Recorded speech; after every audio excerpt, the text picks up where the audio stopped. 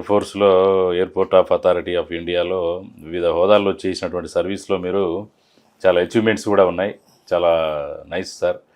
ఇన్స్పిరేషనల్గా మీ job chart మీరు చేసిన అవన్నీ అయితే ఒకటి ఇప్పుడు చాలామంది యూత్ ఈ స్టేట్ సర్వీస్లో ఎక్కువ అంటే అక్కడి వరకే అయిపోతుంటారు. కొన్ని స్టేట్ రిక్రూట్మెంట్లు ఉంటాయి కదా, వాళ్ళ గోల్స్ కూడా అక్కడే ఉంటాయి. ఇటు మీరు అన్నట్టు ఈ పబ్లిక్ సెక్టార్ ఇప్పుడు ఎయిర్పోర్ట్ అథారిటీ ఉంది కదా, ఈ వైపు రావాలనేటువంటి అవేర్ కూడా ఉండట్లే వాళ్ళకి. అంటే యూత్కి ఇప్పుడు ఈ మధ్య కొంత తెలిసిన వాళ్ళు ఏటీసీగా రిక్రూట్ అయ్యారు డైరెక్ట్గా. ఏటీసీ అదే ఎయిర్పోర్ట్ ట్రాఫిక్ కంట్రోలర్ ఏదో అయ్యారు. అంటే అట్లా చాలా లిమిటెడ్. అంటే మీరు యూత్కు ఈ వైపు రావచ్చని సజెస్ట్ చేయగలుగుతారా? అంటే ఓన్లీ స్టేట్ సర్వీసెస్లే కాకుండా ఇప్పుడు ఎయిర్ ఫోర్స్ సంబంధించినట్టు ఎయిర్పోర్ట్ అంటే బేసికల్గా టైంని బట్టి ప్రియారిటీస్ మారుతాయి. నేను ఇంజనీర్ చేసినప్పుడు సెంట్రల్ గవర్నమెంట్లో కొన్ని పోస్టులు ఉండేవి. That is through engineering services, IAS లేకపోతే ఐఏఎస్ సివిల్ సర్వీసెస్. ఓకే, అది ఐఏఎస్కి ఎవరైనా పర్లేదు. ఇంజనీరింగ్ సర్వీస్లో ఓన్ ఇంజనీరింగ్ వాళ్ళే. ఐఏఎస్లో జనరల్గా బీఏ బీఎస్సీ కూడా రావచ్చు, బీకామ్ కూడా రావచ్చు. అది ఓకే, అవే మెయిన్గా ఉండేవి. ఓకే, బట్ ఆ టైంలో సెంట్రల్ గవర్నమెంట్ జాబ్స్ కంటే కూడాను పిఎస్ఎస్లో శాలరీస్ ఎక్కువ ఉండేవి పబ్లిక్ సెక్టర్స్లో. అప్పుడు మేము వచ్చిన టైంలో అందరూ పిఎస్ఎస్కి వెళ్ళేవాళ్ళం. ప్రైవేట్లో శాలరీస్ ఎక్కువ లేవు. ఓకే, గవర్నమెంట్లో శాలరీస్ తక్కువే, పోస్ట్ కూడా తక్కువే. అప్పుడు ఎక్కువ పోస్టులు ఉంది పిఎస్సిఎస్లో, రిక్రూట్మెంట్ ఎక్కువ ఉండేది. దాంట్లో జాబ్స్ కూడా బాగుండేవి, శాలరీ బాగుండేది. సో ఆ టైంలో అందరూ పిఎస్సికి వెళ్ళిపోయేవాళ్ళు. టైం చేంజ్ అయింది. 2000 వచ్చేసరికి సాఫ్ట్వేర్ ఇండస్ట్రీ పెరిగింది. సో బేసికల్గా ఏంటి, పిఎస్సి కూడా తగ్గిపోయింది. పిఎస్సి ఏమైంది, కొన్ని పిఎస్సి డౌన్ అయిపోయినాయి, కొన్ని పీసెస్ అప్పులోకి వెళ్ళిపోయి మూతపడినాయి. ఓకే, ప్రైవేట్ సెక్టర్ పుంజుకుంది, ప్రైవేట్ జాబ్స్ పెరిగినాయి, శాలరీస్ పెరిగినాయి. ఓకే, జాబ్స్ కుదవలేదు, కానీ నీ క్యాపబిలిటీ ఎంత, నువ్వు ఎంత డిమాండ్ చేయగలవు ప్రైవేట్లో, నీ క్యాపబిలిటీని బట్టి నువ్వు డిమాండ్ చేసుకోవచ్చు. ఈ డిమాండ్ చేయలేనాడు ఎంతమంది జాబ్ వస్తుంది, ఈ has to satisfy the amount, అంతే. అలా అయింది.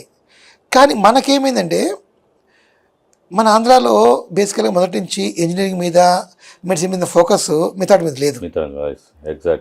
ఓకే, అదే మీరు యూపీ వెళ్ళండి, బీహార్ వెళ్ళండి, రాజస్థాన్ వెళ్ళండి, వాళ్ళు ఇంజనీరింగ్ చేసినా కానీ వాళ్ళంతసేపు సివిల్ సర్వీసెస్ సెంట్రల్ సర్వీసెస్ వాళ్ళకు అదే వాళ్ళకి ఏముండదు. ఇంజనీరింగ్ చేసుకొని ఢిల్లీ వెళ్ళిపోయి కోచింగ్ తీసుకొని అదే పనిలో ఉంటారు. సో మన పిల్లలకి, ఇప్పుడు నా పిల్లలు ఉన్నారు, నా పిల్లలకి నేను ఇంజనీరింగ్ చేయించాను. నేను ఎప్పుడు ఐఏఎస్కి వెళ్ళాలని చెప్పలేదు, వాళ్ళు ఐఐటి వెళ్ళిపోయారు. నేను గవర్నమెంట్ జాబ్ రమ్మంటే నాకు వద్దంటారు వాళ్ళు గవర్నమెంట్ జాబ్. ఇప్పుడు జనరేషన్ పిల్లలు కొంత అదేలేండి, కొంత ప్రైవేట్కి వెళ్ళిపోయారు. కానీ ప్రైవేట్కి వెళ్ళిపోయిన తర్వాత కొంతమంది ఇమ్మడలేరు ఆ జాబ్లో, ఎందుకంటే గ్రోత్ ఉండదు కొంతమందికి ఆ వర్క్ కల్చర్ నచ్చదు. ఓకే, అప్పుడు కొంతమంది ఏంటంటే they are coming back to government service. ఇప్పుడు నేను చూసిన తర్వాత మా ఏటీసీకి వచ్చిన వాళ్ళు కానీ, తర్వాత సీనియర్స్ వచ్చిన వాళ్ళు కానీ, కొత్తగా వచ్చిన జేఈస్ వాళ్ళు ఇన్ఫోసిస్లో పనిచేశారు, కానీ అక్కడ ఇమ్మడలేక వచ్చారు మళ్ళీ బ్యాక్కి. ప్రైవేట్ జాబ్ నచ్చిన వాళ్ళు మళ్ళీ గవర్నమెంట్కి వచ్చేస్తున్నారు ఇప్పుడు. సో ఇప్పుడు మళ్ళీ రిక్రూట్మెంట్ పెరిగింది బాగానే మా దాంట్లో. ఏటీసీ వాళ్ళని మేము రిక్రూట్ చేస్తున్నాము, సీనియర్స్ రిక్రూట్ చేస్తున్నాము. బేసికల్గా ఏటీసీకి ఏం చేస్తున్నామంటే it is all India exam. Engineering పర్లేదు, పోస్ట్ గ్రాడ్యుయేషన్ పర్లేదు, but basically physics, maths, English కావాలి.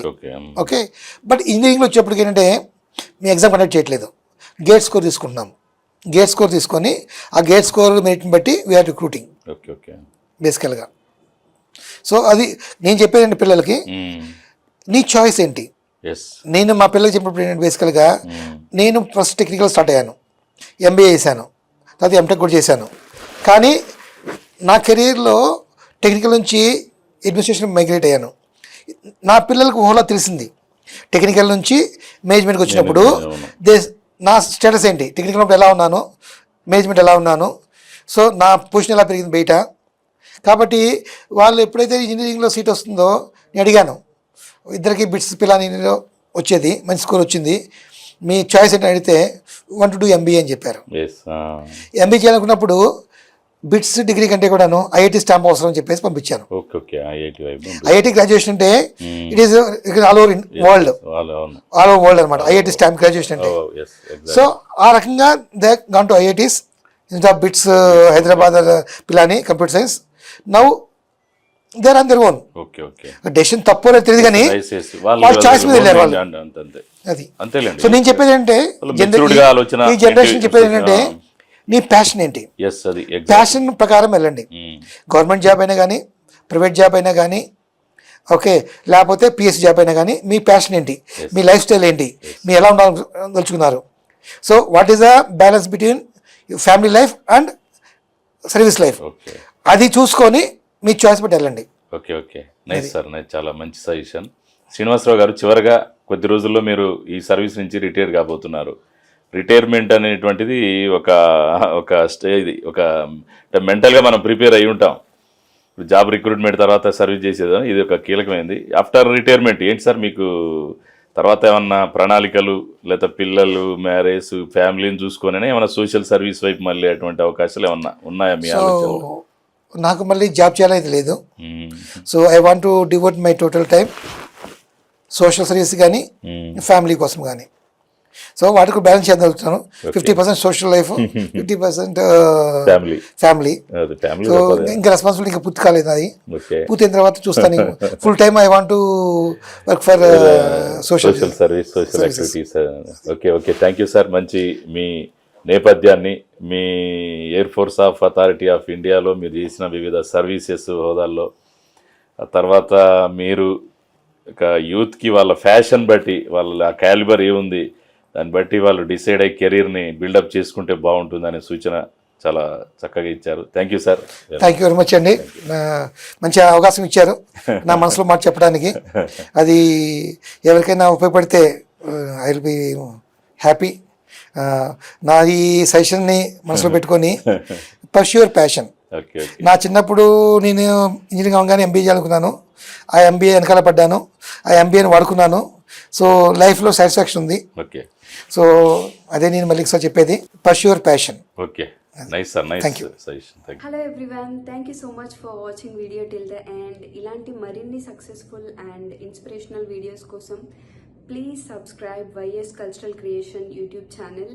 మీకు ఇంకేమైనా ఐడియాస్ ఆర్ సజెషన్స్ ఉంటే కామెంట్ సెక్షన్లో కామెంట్ చేయండి. వీడియో నచ్చితే లైక్ చేయండి and please share it with your family and friends. Subscribe button పక్కన చిన్న బెల్ ఐకాన్ ఉంటుంది, అది క్లిక్ చేయండి సో దట్ మీకు వీడియో అప్లోడ్ చేయగానే నోటిఫికేషన్స్ వచ్చేస్తాయి. Thank you so much for supporting us. Keep supporting. Don't forget to subscribe. Bye, take care.